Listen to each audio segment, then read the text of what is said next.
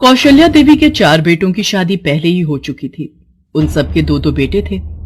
5वें बेटे रवि की लव मैरिज थी, जो 2 महीने पहले ही शिखा के साथ हुई थी। कौशल्या देवी लव मैरिज के सख्त खिलाफ थी, पर चारों बहू बेटों ने समझाया तो वो रवि की शादी के लिए तैयार हो गई। वैसे भी कौशल्या देवी ने पति के देहांत के बाद अपने बच्चों को बड़े लाड प्यार से पाल पोस कर बड़ा किया था, और रवि सब भाइयों में छोटा था, इसलिए सबका लाड प्यार उसे मिला और शिखा घर की बहू बनकर आ गई। कौशल्या देवी के घर में कई सालों से केवल लड़के ही पैदा होते आए थे, इसलिए चारों बहुओं को बेटी की बड़ी आस रहती थी। कभी कभी कितना मन करता है हम चारों बहुओं में से किसी एक के घर एक बेटी पैदा होती तो हम बहुओं को बेटी मिल जाती। हाँ भाभी, मैं जब बिट्टू और प्रांशु के कपड़े लेने बाजार जाती हूँ, वहां सुंदर सुंदर गर्ल्स की फ्रॉक देखकर मन ललचा जाता है कि काश हमारे घर में भी बेटी होती। चलो कोई नहीं, हम चारों के 2-2 बेटे हो गए, हमारी तो फैमिली पूरी हो गई। अब अगर शिखा की बेटी पैदा हुई तो हम 5 से ढेर सारा लाड प्यार देंगे। क्या हुआ शिखा, तुम किस सोच में पड़ गई? अब वो मैं कुछ नहीं भाभी, आप सब बातें करो, मैं सबके लिए चाय बनाकर लाती हूँ। शिखा रसोई में जाकर रोने लगती है। तभी रवि भी आ जाता है। शिखा, तुम दोबारा रोने लगी? मैंने तुम्हें कहा है ना, सही वक्त आने दो, सब ठीक हो जाएगा। पर रवि, मुझसे ये दुख अब और नहीं सहा जाता। ऐसा क्या दुख था जिसकी वजह सिर्फ रवि और शिखा ही जानते थे? ये तो आने वाला वक्त ही बता सकता था। धीरे धीरे समय बीता और शिखा गर्भवती हुई। शिखा का 7वां महीना चल रहा था। कौशल्या देवी और शिखा की जेठानियां भी छोटी बहू की गोद भराई की रस्म की तैयारियों में लगी हुई थी। अचानक सीढ़ियां उतरते हुए शिखा का पैर फिसल गया और उसे अस्पताल ले जाया गया, पर डॉक्टर बच्चे को नहीं बचा पाए। साथ ही साथ डॉक्टर ने कहा कि शिखा अब दोबारा कभी मां नहीं बन सकती। ये सुनकर सब लोग बहुत दुखी हुए। चारों बहुओं के नसीब में भगवान ने बेटों का सुख लिख दिया, पर छोटी बहू के साथ ये कैसी अनहोनी घट गई प्रभु। अब मेरे रवि को औलाद का सुख कभी नसीब नहीं होगा। कौशल्या देवी की बात शिखा सुन लेती है और वो कमरे में जाकर रवि से कहती है, रवि, औलाद के होते हुए मैं बे औलाद कैसे रह सकती हूँ? पिंकी मेरी अपनी बेटी है, मेरा अपना खून। प्लीज मुझे उसे अपने पास लाने दो। मैं अब और उसकी पहचान सबसे नहीं छुपा सकती। मेरी बच्ची मेरे बिना रहती है, माँ भी अब उसको नहीं संभाल सकती। मैं कब तक अपनी बच्ची से छुप छुप कर मिलती रहूंगी? तुम जानते हो मेरी किस्मत में अब माँ बनना नहीं लिखा। मैंने सोचा था मैं सही वक्त देखकर सबको सच बता दूंगी और अपनी बेटी को ले आऊंगी, पर मेरे साथ इतना बड़ा हादसा हो गया। मैं एक बच्चा खो चुकी हूं, पर अब अपनी बच्ची नहीं खो सकती। शिखा भी रवि से ये बात कही रही थी कि उसकी बड़ी जेठानी सब बातें सुन लेती है। तुम्हारी बेटी? ये सब मैं क्या सुन रही हूँ शिखा, ये कैसा राज है? हाँ भाभी, मैंने आप सबसे और माँ से ये राज छुपाया। आज हमारी बेटी 3 साल की है। भाभी, आपको याद होगा, मेरा एक जिगरी दोस्त दीपक मेरे साथ ही कॉलेज में पढ़ता था।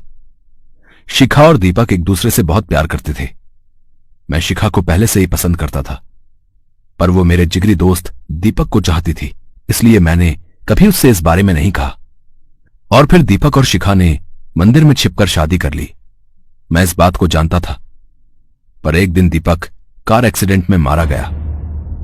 शिखा मेरे पास आई और उसने सारी सच्चाई मुझे बताई। रवि, मैं मां बनने वाली हूँ। मैं अबॉर्शन भी नहीं करवा सकती क्योंकि मैं और दीपक चाहते थे कि हम इस बच्चे को दुनिया में लाएं। मैं नहीं चाहती कि दीपक की निशानी को मैं मार दूं। मेरी मदद करो रवि, मुझे कुछ समझ नहीं आ रहा। तुम चिंता मत करो शिखा, तुम्हारा बच्चा, मेरे जिगरी दोस्त दीपक का ये बच्चा इस दुनिया में जरूर आएगा। और फिर कुछ महीनों बाद शिखा ने एक बेटी को जन्म दिया। मैंने शिखा को अपनी पत्नी के रूप में स्वीकार किया, क्योंकि मेरे पास कोई और रास्ता नहीं था। मैं सही वक्त आने का इंतजार कर रहा था, पर हमें नहीं पता था कि हमारी किस्मत में इतना बड़ा दुख आ जाएगा कि ये बात हमें इन हालातों में बतानी पड़ेगी। हमारी पिंकी अपनी नानी के घर पर है। भाभी, मैं और शिखा चाहते हैं कि पिंकी इस घर में आ जाए, अपने घर में।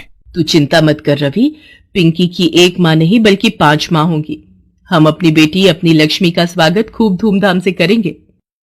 सब लोग खुश थे। शिखा की चारों जेठानियां पिंकी को देखकर बहुत खुश थीं।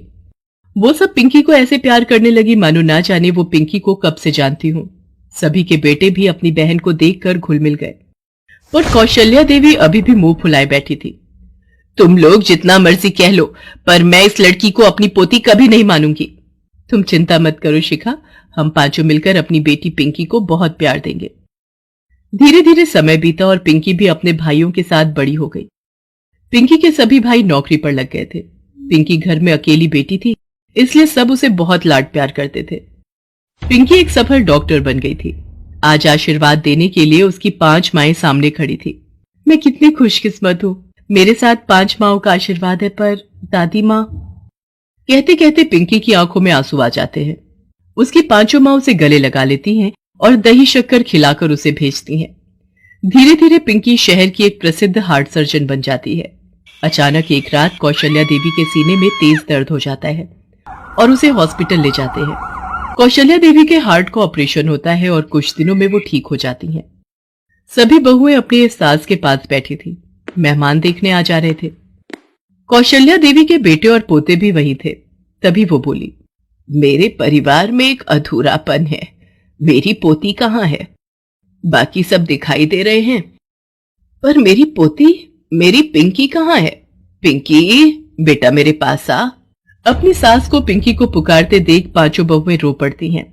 सबकी आंखों में खुशी के आंसू आ जाते हैं। पिंकी कमरे में आती है और अपनी दादी माँ के गले लग जाती है। दादी माँ, अब कैसी तबीयत है? मेरी पोती डॉक्टर है। मैं जानती हूँ मेरे दिल का ऑपरेशन तूने ही किया है, फिर मुझे कैसे कुछ हो सकता था। तेरे इलाज से मैं बिल्कुल हट्टी कट्टी हो गई मेरी बच्ची। और फिर उस दिन के बाद सबकी लाडली पिंकी कौशल्या देवी की भी लाडली बन गई।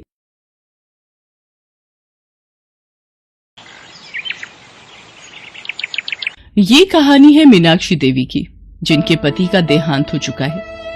मीनाक्षी देवी के 4 बेटे हैं। चारों की शादी हो चुकी है। अब 4 बहुओं वाला घर हो और सन्नाटा रहे, ऐसा भला कभी हो सकता है? मैं सुबह का नाश्ता बनाकर गैस साफ करके गई थी। अभी आई तो देखा गैस तो छोड़ो, पूरी स्लैब पर चाय बिखरी पड़ी है। मैंने दूध गर्म किया था, चाय तो मैंने अभी पी ही नहीं, और मैं तो अभी अभी रसोई में आई हूँ। बड़ी भाभी, आप चाय चाय कर रहे हो? सुबह जो चटनी के लिए धनिया साफ करते करते ढेरों डंडियां फर्श पर गिरी थी, वो भी किसी ने साफ नहीं की। ये देखो, झाड़ू में कूड़ा कम और धनिया की डंडियां ज्यादा हैं। अब तो साफ हो गया कि तुमने ही चाय गिराई है। अगर जरा सी चाय गिर भी गई तो कपड़े से पोंछ देनी थी, बेकार में इतना शोर मचाया। अब मैंने तो नहीं बोला कि इन्होंने कूड़ा फैलाया। अब कल पूनम ने केक बनाया था, ढेरों बर्तन गंदे कर दिए। कितना झूठ बोल रही हो सीमा, मैंने बर्तन धो दिए थे। अच्छा, तभी मैं कहूं माइक्रोवेव इतना गंदा कैसे हो गया। बताओ, मेरे दहेज का माइक्रोवेव तुम सब इस्तेमाल करती हो, कम से कम साफ तो कर दिया करो। अब बात छिड़ी गई है तो मैं भी पीछे क्यों रहूं। ये डबल डोर फ्रिज दहेज में मैं लाई थी, और देखो मैं साफ कर दूं तो गनीमत, वरना कोई एक सूखा कपड़ा भी इस पर नहीं फेरता, चाहे कितनी मिट्टी खाए। अच्छा, जिस जूसर में जूस बनाकर पिया जाता है वो मेरे दहेज का है। जार में देखो जूस बना बनाकर कितने निशान पड़ गए हैं। तुम तीनों इतनी देर से बोले जा रही हो। ये 4 चूल्हे वाला गैस मैंने पैसे जोड़कर खरीदा था। कोमल ने आते ही इसका एक चूल्हा खराब कर दिया, आज तक ठीक नहीं हुआ। चारों बहुओं ने आपस में लड़ना शुरू कर दिया और उनका शोर मीनाक्षी देवी के कमरे तक पहुंच गया। वो गुस्से में उठकर रसोई में आती है। अरे क्या हो गया, तुम सबने पूरे घर को सिर पर उठा रखा है। इतनी लड़ाई, इतना कलेश, जब देखो तुम चारों आपस में लड़ती रहती हो। पड़ोसियों तक आवाज पहुंची तो बातें बनाएंगे, सब मुझे ही बोलेंगे कि मीनाक्षी देवी, आपकी बहुओं की लड़ाई का शोर मोहल्ले में पहुंचता है। कितनी बार कहा है आपस में मत झगड़ा करो, चलो चारों अपना अपना काम करो। मैं तो अब चने की दाल ही बनाऊंगी, देखती हूँ मूंग की दाल कैसे बनती है। ठीक है, तो फिर मैं अपने लिए पनीर की भुर्जी बना लूंगी। अरे वाह, ऐसे कैसे? वो पनीर तुम्हारे भैया से रात के लिए मंगवाया है, वो दुकान जाते हुए दे गए थे। रात को पालक पनीर की सब्जी बनानी है, उसमें वो पनीर डलेगा। बस भी करो, अब पनीर पर युद्ध छेड़ दोगी क्या? मैं मंदिर जा रही हूँ, रास्ते में और पनीर खरीदती लाऊंगी। अभी जिसको उस पनीर से जो बनाना है बना ले, कम से कम लड़ाई तो नहीं करोगी। चारों बहुओं की लड़ाई देखकर मीनाक्षी देवी घबरा गई थी। बात अभी रसोई की लड़ाई तक थी, अगर मोहल्ले में पहुंचती तो बदनामी होने का खतरा था। इसलिए मीनाक्षी देवी ने बात को घर में ही संभालना सही समझा और एक उपाय मिल ही गया, जिसे सुनकर चारों बहुएं घबरा गईं।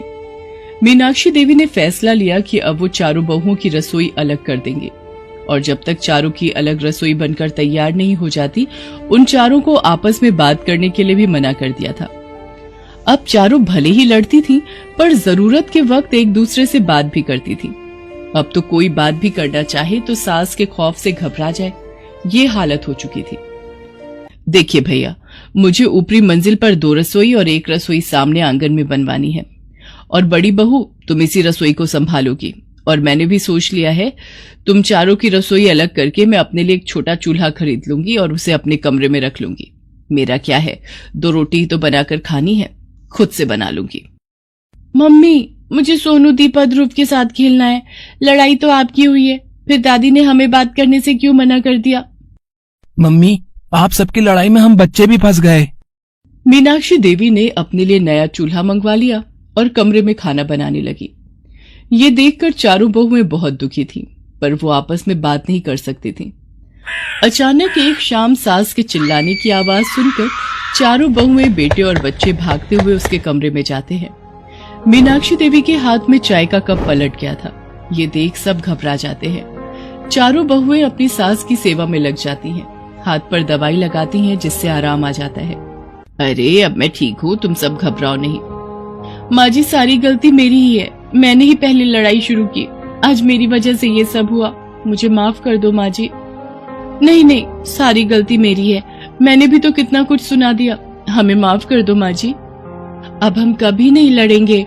हमारी वजह से आप इस उम्र में अलग खाना बना रहे हो, हम आपके प्यार को खोना नहीं चाहते।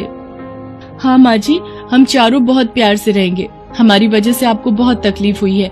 हम एक ही रसोई में चारों मिलकर रहेंगे और आपकी खूब सेवा करेंगे। अपनी चारों बहुओं की आंखों में आंसू देखकर मीनाक्षी देवी उन्हें गले से लगा लेती है। चारों भाई और बच्चे भी ये सब देखकर बहुत खुश होते हैं।